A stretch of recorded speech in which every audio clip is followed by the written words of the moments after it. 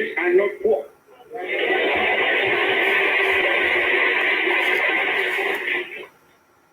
Africa has immense excellent potential wealth. Gold, diamond, copper, manganese, bauxite, iron ore, uranium, asbestos, chrome, cobalt, the fruit of other minerals. How I think agriculture produce have all been. Africa is rich and not poor. That is what is coming from Osajifo Dr. Kwame Nkrumah of blessed memory, Ghana's first president. You are welcome to Hello Africa. And in this edition, we are going to speak with Professor Patrick Lumumba, all the way in Kenya. Last time we spoke with him, and there is an unfinished business that we are supposed to scale through with it today. So you stick your stay with us on Hello Africa. I've been joined by Professor Patrick Lumumba. Professor, you're welcome to Hello Africa. Yeah, thank you. Thank you very much for inviting me to this conversation. I hope you are well. I'm doing good. And your side? We are very well. Yeah, that is great. And I know today, definitely your black belt will do the trick for us today. We hope that it will be better than it was the last time. Exactly. Yeah. That is great. Yeah, Professor, so may I ask, is there an express need for Africa to redefine its collective identity? Without doubt, and I'm quite glad that as an introduction, you played footage of the Osajifo Kwame Nkrumah. Yeah. If you want to know that redefinition of Africa is critical at this time, it is important to go back to history and listen to the very early thoughts of Nkrumah himself. His speeches in 1958, his speech in Casablanca, Morocco in 1961, when he was urging Africa to unite as a matter of urgency. His speech at the University of Ghana at Legon on the occasion of his installation as the first chancellor. His speech that same year at the Kwame Nkrumah University of Science and Technology in Ghana, and his most historic speech on the 25th day of May 1963 in Addis Ababa in Ethiopia. Right. He was as clear as he was passionate and as he was eloquent in reminding the leaders at that time that if Africa did not unite, Africa would remain weak and Africa would be undermined. Of course, he was not listened to, and the meeting ended up with a very weak organization called the Organization of African Unity. And you know that the Africans realized that, and a little later in the year 2001, through the efforts of the late Muammar al-Gaddafi, there was an attempt to redefine Africa by creating the African Union in Durban in the year 2002. I'm giving this history to appreciate that the whole idea of redefining Africa has been with us, because as Nkrumah won during the neo-colonial phase, and we are still in the neo-colonial phase, the imperialist and the erstwhile colonialist is going to use tribe, is going to use ethnicity, and is going to use languages inherited from them as a means of defining us. And it's not lost on us that Africa still defines herself as Anglophone Africa, Lusophone Africa, and Francophone Africa, and sometimes even Arabophone Africa to describe the Maghreb. Yeah, if I may come in here. We need to redefine. Yeah, that is a solid point from you, but one will also argue from the standpoint that Africa, if one may look at it as a society, is not a homogeneous society, but a heterogeneous one. So wherein lies the argument that Africa must be seen as a homogeneous society? of which we can stick our neck out and say that, oh, we have a United States of Africa. No, is that possible? One of the things that the early leaders in the 60s were very clear, they were not naive. If you listen to Nyerere, listen to Modibo, listen to Kaunda, listen to Neto, listen to Kwame Nkrumah himself, and Nkrumah said, nobody is pretending that Africa is a homogeneous whole.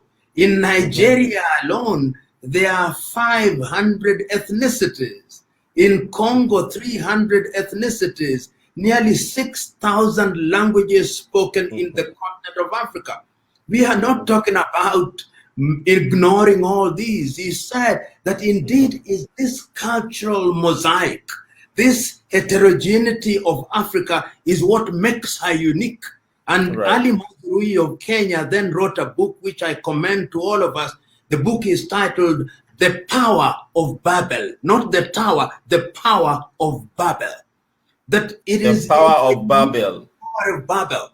It is in our heterogeneity that we have certain uniqueness. So we are not talking about dissolving our various nations. We are talking about making them work. And I think it is the great Kwame Nkrumah and indeed Julius Nyerere, who borrowed from somebody else, said that it takes the black and white of the piano to produce melodious music. So it takes the Mende and the Yoruba and the Igbo and the Amhara to create this unique continent. It can be done. We are not naive. Yeah, that is great from you and profound as well that we are not naive. It can be done. But people have been saying that Africa, we have been marketing the West for 57 solid years. And in marketing the West for 7 years, of which we are not doing anything consciously to take off the diapers in quote, diapers. How then can we stick our neck out and say that, oh, there's no element of naivety on our part in Africa, we can be on our own? Meanwhile, we take boats to the Western countries for food each passing day. We have had our own problems, but remember that Africa, as we know it, has gone through several phases. We are the only people on earth who have suffered slavery and continue to suffer slavery.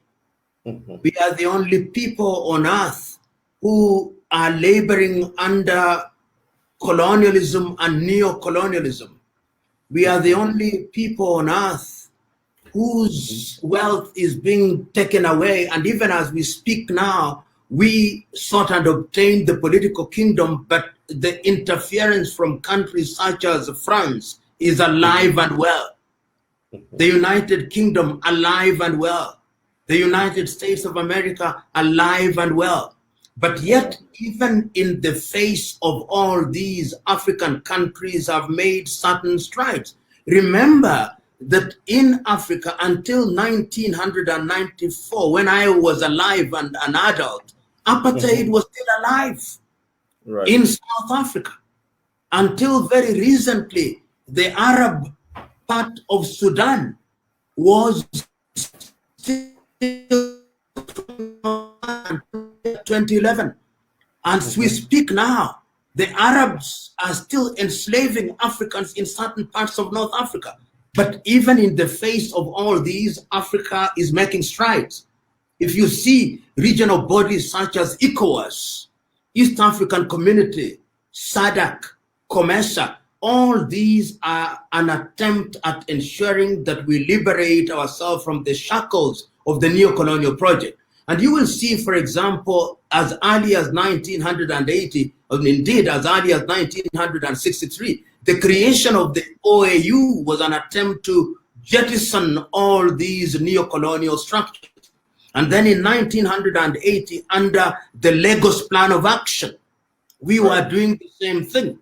And when we realized that the Lagos Plan of Action was not working, Africa Agenda 2063, which came into force in the year 2013, is yet another attempt. The African Continental Free Trade Area, which has now received 28 signatures for ratification and 54 signatures. The European naysayer said we would not do it in 40 years. We did it in 4 years. So there are things that are happening. And I think when you are talking about the life of a nation, the life of a continent, 50 years is nothing. Look at the Americans who have been there for 200 years. What have they gone through? And what is happening even as we speak? The things they thought they had sorted out in 1863 with the emancipation, the proclamation of Abraham Lincoln, recurred again in 1963 with Martin Luther King Jr. and with George Floyd, we are seeing them again. So Africa will, in the nature of things, experience problems, but I think we are on the right path. Yeah, that is very profound from you, and you've sounded optimistic throughout that. There's definitely a light at the end of the tunnel for Africa. But it is not an oncoming train. It is not. It is not the light of an oncoming train. It is a new dawn. It is rather a new dawn for Africa. Anyway, that is your standpoint. Anyway, but the question that I was linking that up to is that fine. You say for decades Africa, we've been marketing the West, but for some time now we've gotten a solid roadmap of which we are working on to ensure that we become self-reliant by the year 2063, and I think they've even set some benchmarks for themselves, latest by 2030 or thereabout. Africa, we must be inching closer to the target that we've set for ourselves. But away from that, realistically, the leaders in Africa, we don't seem to be doing anything which is in direction with what, or should I say, the aims that we've set for ourselves. Not necessarily. At your own backyard, just yesterday, or a day before yesterday, there was this virtual meeting between President Uhuru and some other Macky Sall of Senegal and some other African leaders in connection with China coming to our aid so far as COVID-19 is concerned. This is a clear indicator that we are not ready to be on our own. Let us be understood. Whenever we talk about the unity of Africa, we are not saying that we will be isolated and insulated from the rest of the world. That is not my understanding about African unity. Yeah.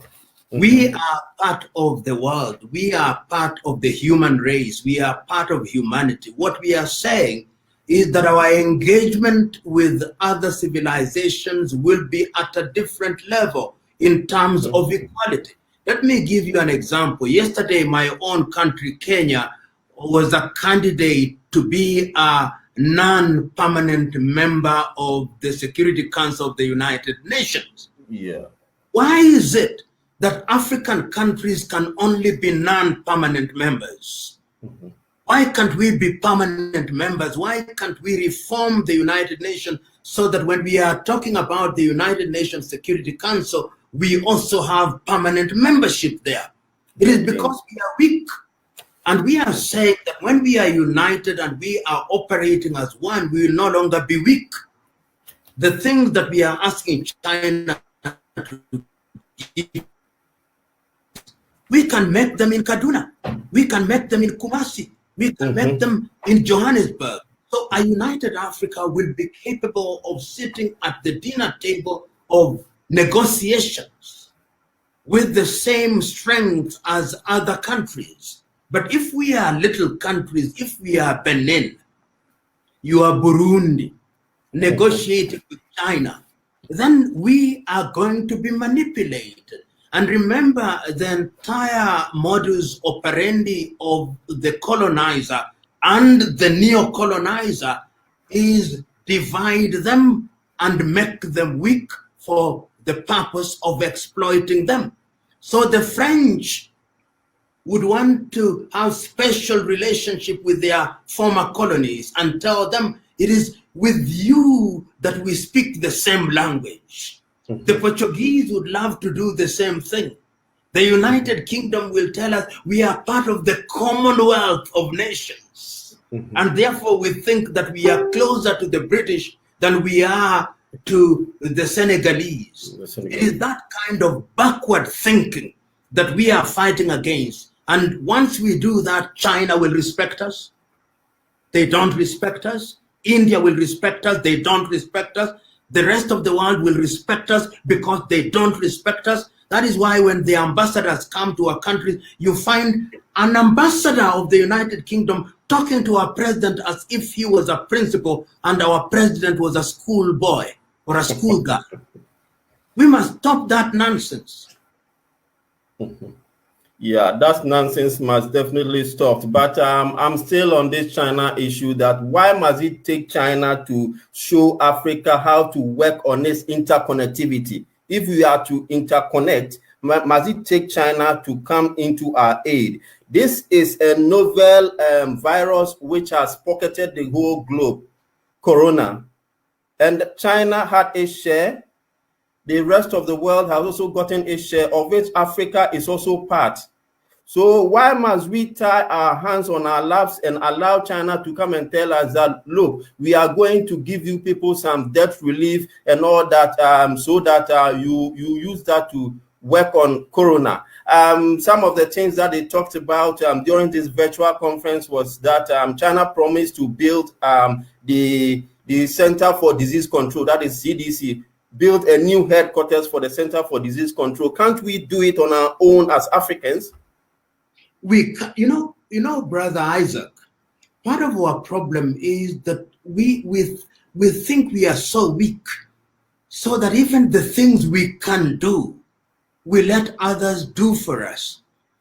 If each African country were to dedicate only 2% of their budget, not GDP, of their budget, we can build a Center for Disease Control in Addis Ababa in Ethiopia. It will be our own. The Chinese have built for us the headquarters of the African Union. We can build it. If individuals can build buildings such as individual Africans, Aliko Dangote can do that. Patrice Motsepe can do that. My friend Obi Jackson can do that. Mwangi in Kenya can do that. Sawiris can do that. But because we have these beggar, what Chinua Achebe rightly calls the cargo cult mentality, the belief that things must be done for you, we are asking people to do things that we can do. And China now thinks they own us. China now builds for us in our universities Confucius centers. We should be building Kwame Nkrumah centers, Julius Nyerere centers, not Confucius. So I can't agree with you more. And I think that this reawakening and conversations such as the ones that we are having, if Africans within the mother continent and you who are in the diaspora, the 231 million of you, begin to think right, China will recognize that they don't have to build railways for us. They don't have to build hostels for us. They don't have to lay our railways. We have been producing engineers in the thousands. Where are they? We have been producing doctors in the thousands. Where are they? We have been producing computer scientists in the thousands. Where are they? We must enable them. We must begin to make mobile phones for ourselves. I'm very happy that the Ugandans have now made a solar them. We can do it, but we must first of all take conscious decisions and demand of our leaders that we can no longer go out into the world with begging bowls, asking for crumbs. We must stop it. We must stop it. So by stopping it, what form must it take? Must it be a civil revolution, or what form must it take for Africa to give a sigh of relief? It must take the form of a mental revolution.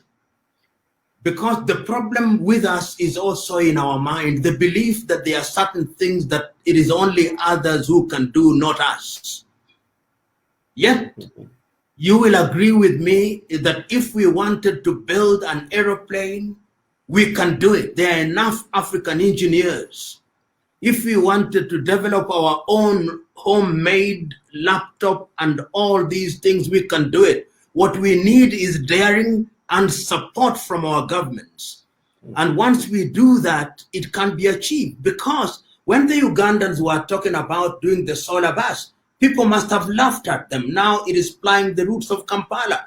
When we were talking about making robots, at least they are being assembled in Kigali, people must have laughed. It can be done, but it must be a mental revolution. And that is why I'm very happy with the African Continental Free Trade Area, which is seeking to do a number of things to improve intra-African trade and to ensure that we are no longer exporters of primary products, to ensure that there is value addition in the things that we export. Once we begin to do that, and countries have demonstrated to us that it can be done. Look at a little country like Finland. They were making a phone called Nokia. Look at South Korea with Samsung.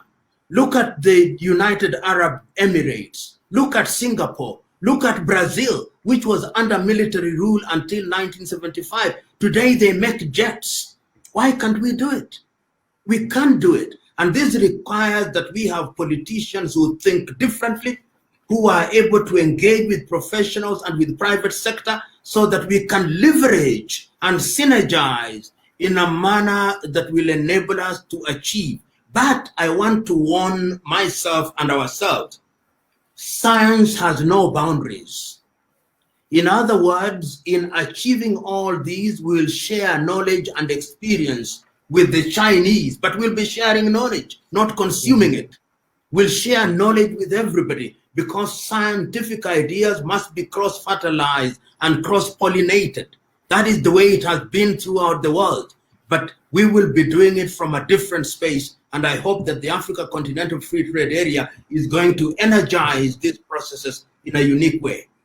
Because with this China's presence in Africa, some consider it as a new form of imperialism, where China is dubiously trying to colonize Africa. Do you share in that assertion? I share in the view that throughout history, civilizations have always tried to impose their own civilization on others. Africa has borne the brunt of it. If it was not the Arabs, it was the Portuguese. If it was not the Portuguese, it was the Belgians. If it was not the Belgians, it was the Spaniards. If it was not the Spaniards, it was the French. If it was not the French, it was the English. If it was not the English, it was the Germans. Africa has borne the brunt. And Africa has always been the target of scramble. China is now scrambling for Africa. And in a very subtle and in a very dangerous way, they are trying to ensure that we are so heavily indebted to them that we cannot get out of their hold. And that is why we must have our eyes open. Why is it, and I said it a little earlier, why is it that China is now building Confucius?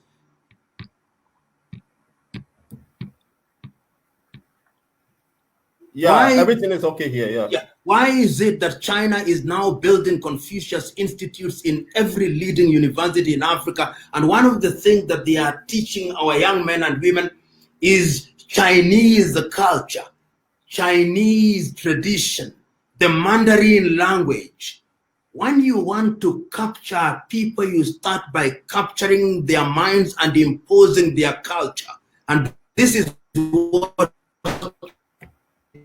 And we must smell the coffee, because if we don't smell the coffee, in the next 50 years, China will be the new colonial power and will be complaining like we have complained throughout history. We must stop it. And that is why some of us are standing on rooftops, warning us, behold, a new colonizer, behold, beware. And we hope that we are being listened to. We can engage with China as friends, but we are in danger of them subjugating us and dealing with us as slaves and hewers of wood and drawers of water. Yeah, you are talking about China subjugating us, but I think that is what is the reality on the ground. Because if you go to Zambia, for instance, the Chinese is virtually taking over everything in Zambia. And just yesterday in Namibia, for instance, when 2 workers of the Chinese embassy in Namibia were robbed, the Chinese ambassador had wanted to link it to some form of racial stuff, you see, which is far from it. It was purely a robbery, and they should have been treated as such. But this was a man who was veering into something totally different, primarily due to the fact that it is something which has happened in Africa. Elsewhere in their country, we see a lot of things happening to students there. Over 80,000 African students in China, each passing day goes through similar challenges, go through similar treatments, discriminatory mantra left, right, center, but nothing is done by African leaders. Brother Isaac, you asked me a question earlier, and I answered that question, that the revolution must be mental. Once the mind has changed, and this brings me to mention two men whom we don't mention as often as we should because they died early. Bantu Stephen Biko of South Africa and Robert Mangaliso Sobukwe, also of South Africa, who took the view that until the day that we change our minds, we are going nowhere. And the third one is Thomas Sankara of Burkina Faso. Burkina Faso. Real change comes when the population is sufficiently conscious that they change. Africa has demonstrated, and Africans have demonstrated, that when they are tired, they can rise up. Recently in my lifetime, I saw, after 27 years, the people of Burkina Faso rose up against Blaise Compaoré and he ran away. Yeah. Recently, I saw the people of Gambia rise up against Yahya Jammeh and he ran away. I am submitting to you that that is what is going to happen. The Chinese problem in Africa is not going to be solved by politicians. It is going to be solved by African people. The African peoples are going to canalize their anger. And the politicians will have no choice but to do the right thing. And that is why a conversation such as this is significant to the extent that it raises awareness. And I want to repeat again, we will deal with the Chinese, but in a different way, from a position of strength. But your typical African politician is going to deal with the Chinese in a manner that is not going to be beneficial to the people. Recently, when he took over power in Tanzania, the president of Tanzania, John Joseph Magufuli, found when his predecessor had signed contracts with the Chinese to build a railway, he canceled all of them. He said this kind of contract can only be entered into by people who are mad. And he canceled all of them. And what they are doing now, they entered into a new contract with the Turkish. And as I speak to you now, 60% of an electrified truck is running from Dar es Salaam to Morogoro. As I speak to you now, they are building an hydroelectric dam, the Julius Kambarage Nyerere hydroelectric project. And do you know who are the people building it? No. Tanzanians and Egyptians, not Chinese. Domestication. That is the kind of leadership that we want. The Grand Renaissance Dam in Ethiopia, which is bringing an unnecessary quarrel between Egypt, Sudan, and Ethiopia. Who are financing it?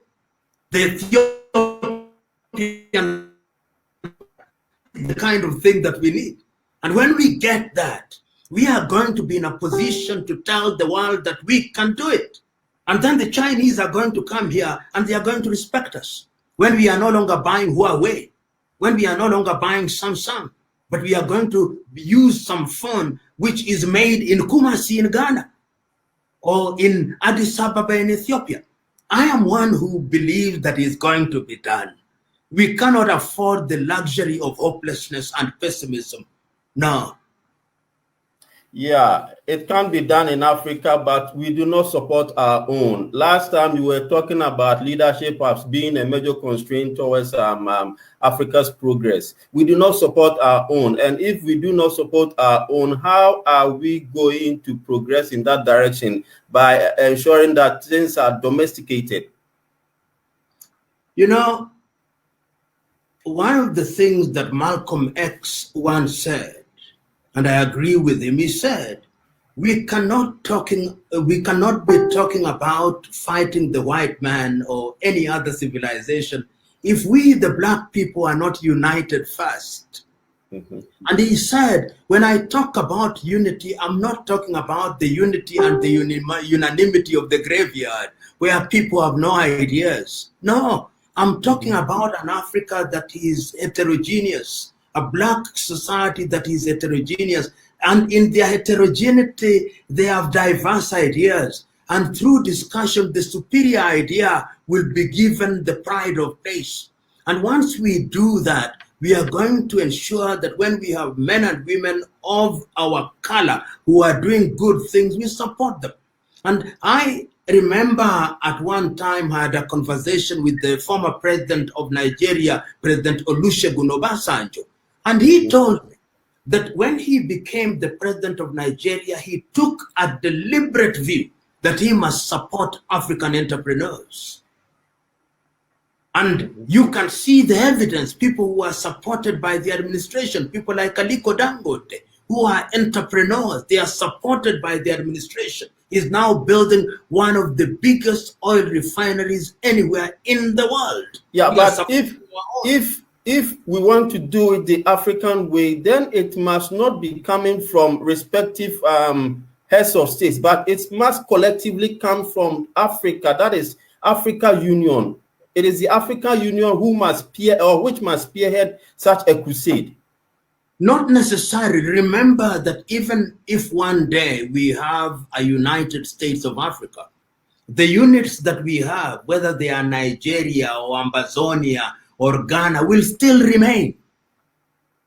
And Ghana will possibly now have a governor rather than a president.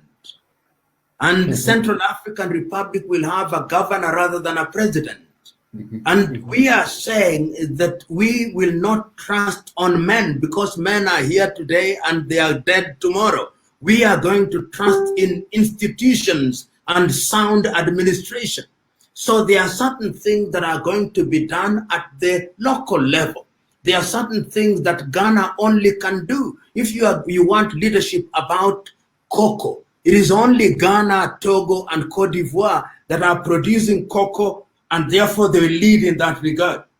If you want anything to do with the mining and coltan, the governor of the Democratic Republic of Congo, it will then be called the State of Congo, will provide leadership, and the African Union will come at the level of coordination to ensure that we have sound policies, to ensure that there is free movement of labor, free movement of ideas, tariff and non-tariff barriers. So the AU, the federal government, will only be a coordinating unit, and the components will not lose their sovereignty in critical areas. And that is what I'm thinking about. I'm not one who believes that it must be centralized. In fact, its beauty is its diversity, which is coordinated for the general good. Very well. All must be coordinated by the African Union. And this is something which should have been started long ago. It's long overdue. Correct. That the African Union should have been started this in long time. But in fact, Isaac, if we get into the Nkrumahist unity, the African Union will exist. The African Union is a stage towards the United States of Africa. So that in the same way that the pupa gives way to the butterfly, it is it that will become that particular government. So the African Union must be seen as a stage in the process of metamorphosis. Right. And if you see it that way, once again, let us not be frustrated. This thing is intergenerational. Today, I ask, suppose Kwame Nkrumah were to rise up today and look at the things that he wrote in 1950s and 60s.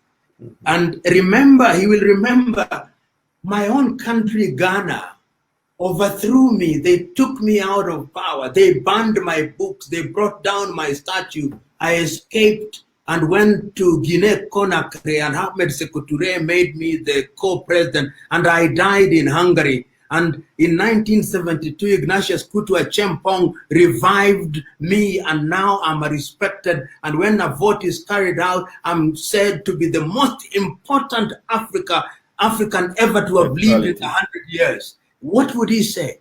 He would say, ideas never die.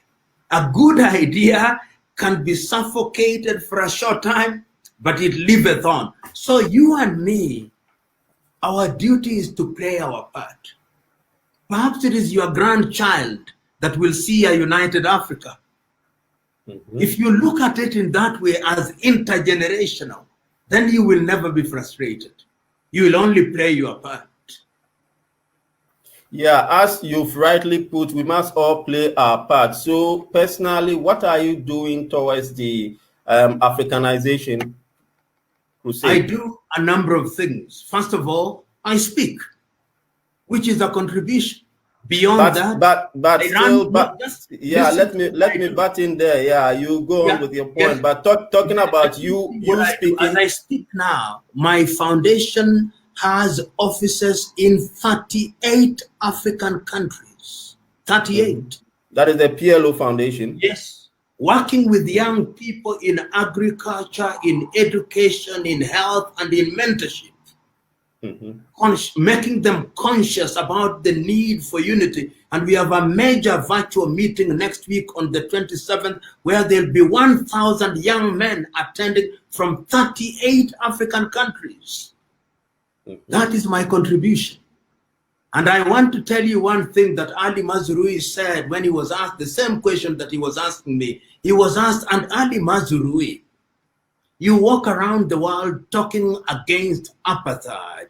In practical terms, what are you doing to bring apartheid down? He said, I don't buy any goods from South Africa. That is my contribution.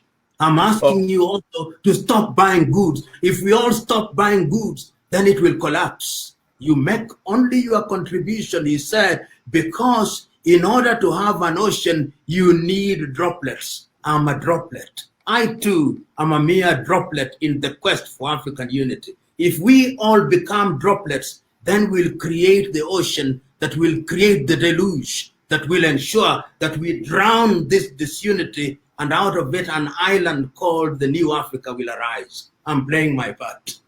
Fine. As you rightly put, you are a mere droplet in an ocean. But what you're saying that you have about, I think you were talking of over 38 countries that you are represented. Yes. That is a plus for your foundation. But people are also in the entire sub-Saharan Africa. Oh, okay. In the entire sub-Saharan Africa, we are present except in Sao Tome and Principe and Comoro and the Seychelles. Yeah, but some also argue from the standpoint that talking alone or giving mentorship alone is not the panacea to the problem that we have in Africa. Let them make their contribution. You see, you can choose to do two things. You can be a professional fault finder who sees no good in what others are doing. And the question that I ask, I'm playing my part. What part are you playing? That is what I ask. Because whatever you are doing, there are people, particularly these days of social media, there are people who are or blogging. Their only claim to fame is to look for faults and to criticize. And the question I ask them, when you are dead, will it be written on your epitaph, here lies the body of a professional fault finder and a blogger? These are the questions that you should, because you can die blogging and your hands and fingers become arthritic because you are blogging and insulting people on social media. Do something. Don't criticize. Critique, but don't criticize without offering solutions. Yeah, but I think some of the critiques are constructive as well. Yeah, I think there are things which will let you. People who critique, because where I'm weak, they strengthen me, and where I'm strong, they make me even stronger. But there are others. Let me tell you, in this world, there are people who, no matter what you do, No matter what you do, they'll never see anything right in it. And that is why, that one is unfortunate. Let me quote these fellows to just, I think it is Franklin Delano Roosevelt of the United States, who said in Paris in 1912 that the critic does not matter. The critics live between the twilight, between victory and defeat. They do not know the labor of hard work. People like you and I, right. Why we make a contribution is because I'm bold enough to share my ideas and therefore exposing myself to criticism and abuse and insults. I could very well sit at my home and you would never know me, and it's safe and peaceful. But by coming out, I'm aware that I have no shortage of enemies who, whatever I say, whatever I do, they'll find, but he didn't say it well. He didn't. Those ones I don't worry about. I continue, as Nkrumah used to say, I look forward, neither looking right nor left, and allow the critics to become arthritic in their fingers as they find fault. Yeah, that is good and profound as well from you, but it is something personal. Have you ever been offered an appointment at the African Union? No, I haven't. And do you have plans of pitching camp at the African Union? Not necessarily. I have seen there is a petition that is doing the rounds that myself and Dr. Ikana Chihombori be considered. I'm acutely aware the chair and the deputy chair of the African Union is not elected through petitions. I'm aware.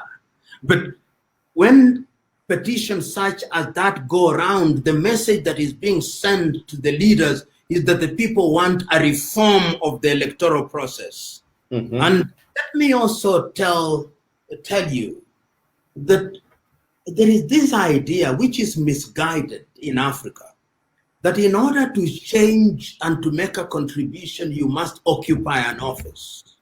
It is good to occupy an office, but you can also make great changes without occupying office. Occupying an office. Yes, you can do so. And history has, which office did Martin Luther King Jr. occupy? No, Which office did Malcolm X occupy? Which office did Marcus Garvey occupy? But they brought monumental changes to their countries. So there'll be those who will occupy office, those who will not occupy office, and jointly our efforts will contribute to something. If you happen to occupy office, good, that is an additional opportunity to serve.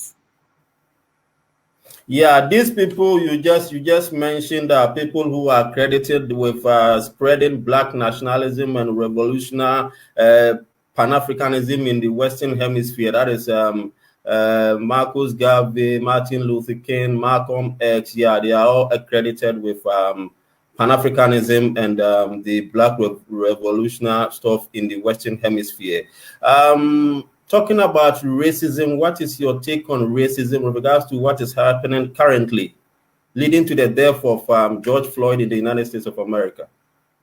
Racism is alive and well. Racism in most European countries is systemic. The institutions are designed in such a way that they disadvantage people of color. And that is why when you go to the United States of America, that police officers have the temerity to deal with Black people differently and to profile them differently. And the only way to fight racism is to raise the consciousness of the racist. And that is why it is critical that white people who are not racist, and there are whites who are not racists, it is their duty to educate their kith and kin to ensure that they see us as people of equal status in their scheme of things. It is also important that we as Blacks must also raise the awareness and exercise the ghost of low self-esteem, which makes us believe and behave as if we are inferior to other races. It is not going to be easy, and don't be cheated that racism only exists in the United States of America. It exists. We don't talk about the racism in countries such as Russia or Eastern Europe because Africans don't go there. But students who go there will tell you racism is alive and well. In Germany, in France, it is everywhere. Even in the mother continent, you find Indians, you find Arabs, you find Chinese. When they come to our countries, they treat us in a very condescending way. So the consciousness must be there, and we too must make deliberate effort to ensure that we don't tolerate it. And that is why I was very glad when people throughout the United States of America and in Europe and in other parts rose so that George Floyd's murder became emblematic of our dissatisfaction with the continued subjugation of Africans. And I think it's something that must continue because there are people who are now beginning to rise in Europe and America who are referred to as the right-wingers, who are propagating the propaganda that they are superior and that we of the black race are inferior. Even in this continent, you and me know that slavery is alive and well in certain countries in the Arab world. Slavery is alive and well in Saudi Arabia, is alive and well in many places, and we don't talk about it as loudly as we should. We must talk about it and make sure that we conscientize our people against it in a very dramatic way, if the message is to be understood. So personally, what do you think can be done differently to ensure that this canker is nipped to the bud, or if not possible, minimized? Already things are being done. Of course, laws in and of themselves do not solve problems, but it's the beginning. The fact that in the United States of America, they are now beginning to talk about police reform. It is because of the death of George Floyd that you now hear everybody running and saying, we are going to reform our police. We are going to re-examine the training manuals of our police. Even in Africa, most of the police forces in Africa are trained as if they were agents of the colonial state. Even in Africa, we ought to begin to re-examine how we train our people in the discipline forces so that they have basic dignity and they themselves are dignified and therefore can treat others with dignity. The law is a good beginning, but miseducation is also a problem, and therefore there is need to re-educate these people. There is a need for re-education so that we replace their jaundiced attitudes with attitudes that are in keeping with human decency. Very well. Yeah. So racism is something which is not persistent only in America, Germany, or any of the Western countries. But Africa, we do have some form of racial discrimination there in Africa. And what are we as Africans doing to ensure that this particular problem is shrugged off? Of course, as we all appreciate, there are problems in different countries. If you go to Nigeria, you'll find that the problem is not only racism, but the problem is also ethnicity, sometimes called tribalism. You discriminate people because of if you go to Sudan, you find that the Arab North still treats the Africans who are Sudanese as if they are inferior. We have footages of people who are held in slavery in places like Libya and Tunisia. So the most important thing is that those countries must begin to take and to make deliberate effort to ensure that their laws are implemented, because the laws are there so that you don't allow people to engage in modern day slavery. And if you are found to be engaging in modern day slavery, you must be dealt with firmly and swiftly. In Africa, you know that many Indian communities, including here in Kenya, wherever Indians are, you'll find they have their own schools, they have their own hospitals, they have their own temples, and they don't integrate with the society. Time has come that we must not allow schools which are only open to people of the same race, as we find in many countries in Africa, and we are quiet about it. We create a class of people who have a very narrow worldview, and they think that they are superior to others.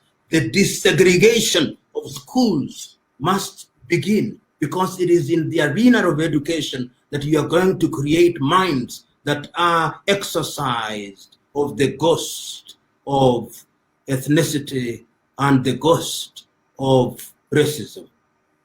Yeah, someone is saying that slavery is alive and well in many places in the world, and we don't talk about it aloud. Yes. As we should. Yes, indeed. Akorio is saying that, and I agree with him completely. Yeah. As we speak now, there is slavery. Another person is also saying, she says, you are his uncle, her uncle, so to say. Mercy Sandra Light, yeah. She says you are his uncle, yeah. Thank you very much. He says, Black beautiful, let's embrace ourselves. Our people bleaching their skin, a lack of self-love. Isaac, I want to speak something that I've been very reluctant to speak about, but because Mercy has raised it, I'm going to say it.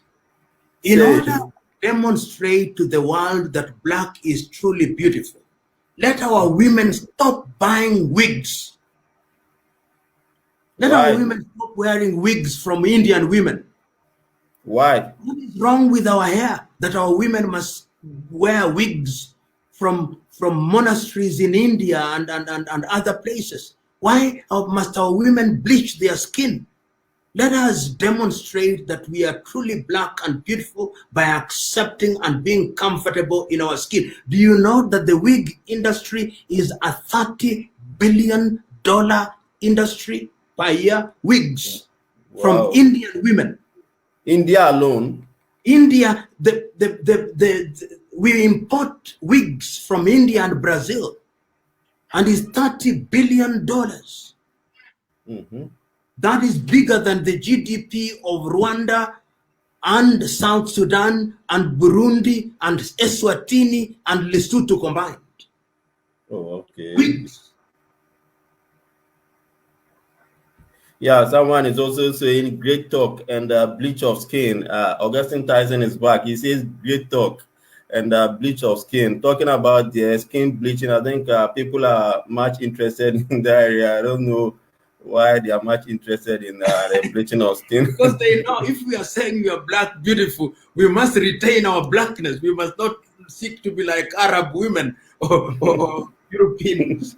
We must be Alek Wek. There is the lady who is called Alek Wek from South Sudan, who is comfortable in us.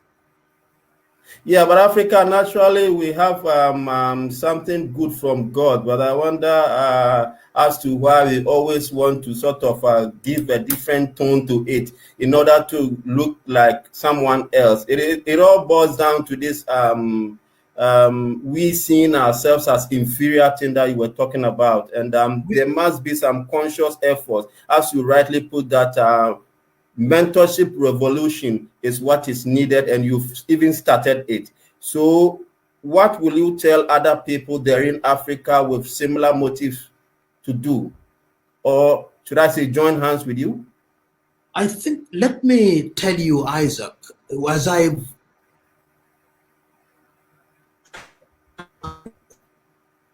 been amazed at the number of African men and women who are doing great things.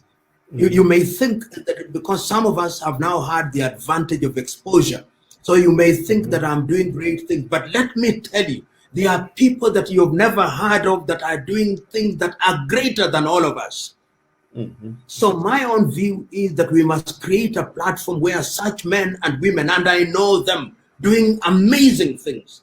If we could make this a movement, and we have now started the African People's Movement in all areas, you will be amazed. You'll find them in Ghana, in Nigeria, in Banjul, in Central African Republic. You are doing great things. Why do you think you are not doing a great thing? If you did not invite me, These ideas that I have, where would they be articulated? I would just be sitting in my office and nobody knows what I'm talking about. Akorio is now talking about slavery because he has an opportunity of cross-fertilizing my ideas. Right. And my view is that we must energize each other. Not any one of us has the total solution. But if we work as a team, then it will be intergenerational. And that is why we have these mentorship programs. These mentorship programs are useful because it is not longer about me. It is about young men and women who are going to form an army. Today, I talk about Kwame Nkrumah and Julius Nyerere. I'm a disciple of Kwame Nkrumah and Julius Nyerere. So Nyerere may be dead, Nkrumah may be dead, Thomas Sankara is dead, but behold, the ideas are alive because of us. And we are looking not only to remain at the level of ideas, but at the level of implementing those ideas. And they are being implemented. Yeah, Tyson is also asking, Prof, what are you doing to work together with the MD of Africa Punch TV and people like him? Do you know of Africa Punch TV? I've heard of Africa Punch TV, and we also have our good lady Sarah Tata, and what we are doing is that all these media is very, look, Augustine Tyson has asked a very critical question. Why is it that these other civilizations, what they want to do is to have media such as TV and radio? The Arabs have their own Al Jazeera to tell their own story. Agenda setting. Their own Dechevel to tell their story. The Italians theirs, the French theirs, the Americans, their CNNs and all these. Because if you don't tell your story, others will tell your story in a different way. And we must now have a pan-African medium which tells our story. And those stories will be told in Mende, in Hausa, in Igbo, in Yoruba, in Amhara, in different languages, in Kiswahili. It can be done. And that is what we must aim at. People like yourself who are in the media space. Right. You are doing amazing work. And what you need to do is to coordinate so that you keep on telling this story. I look forward to the day when one day, being invited, I'll be speaking in Kiswahili, and my audience in Africa will understand what I'm saying.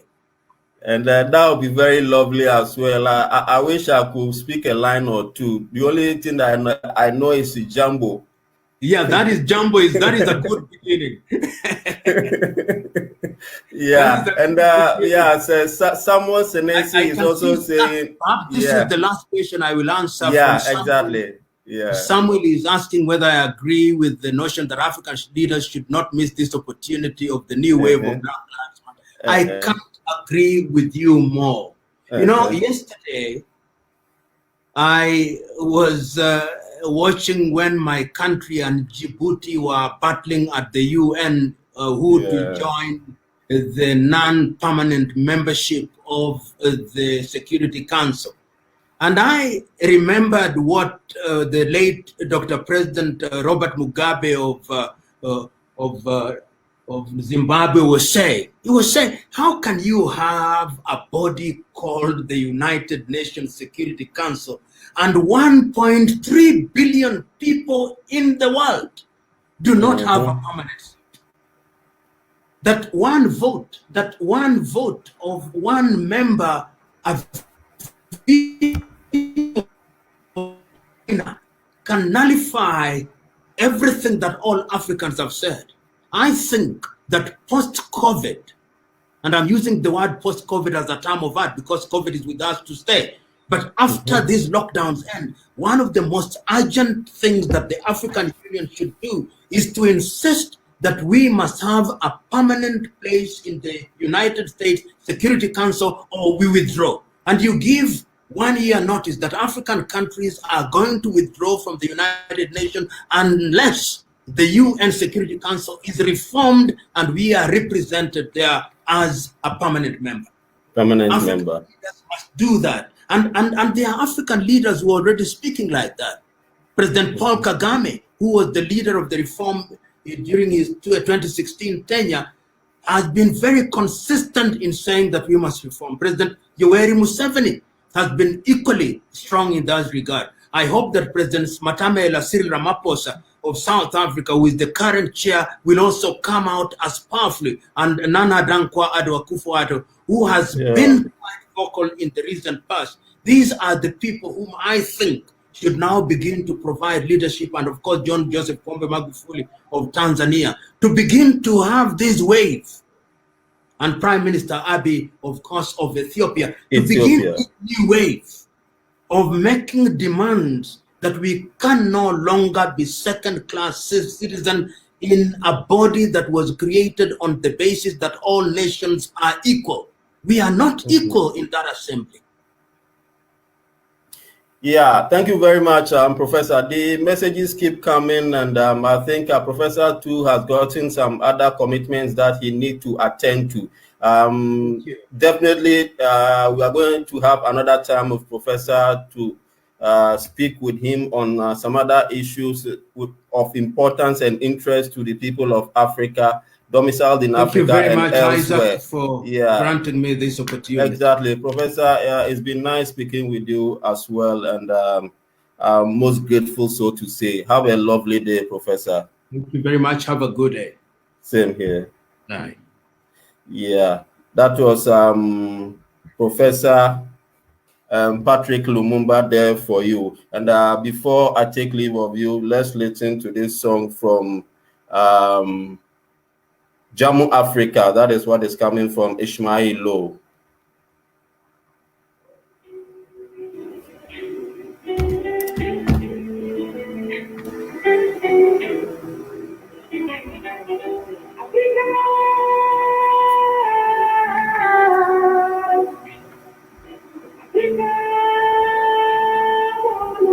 Anytime you hear this song, there you know definitely that we are discussing Africa, and the program has been Hello Africa, and I have been your moderator Isaac Edu for this special edition with Professor Patrick Lloyd Otieno Lumumba from Kenya. That is the Horn of Africa. It's been very nice speaking with you, and very nice as well having you on this show. Meet you some other time. Ciao.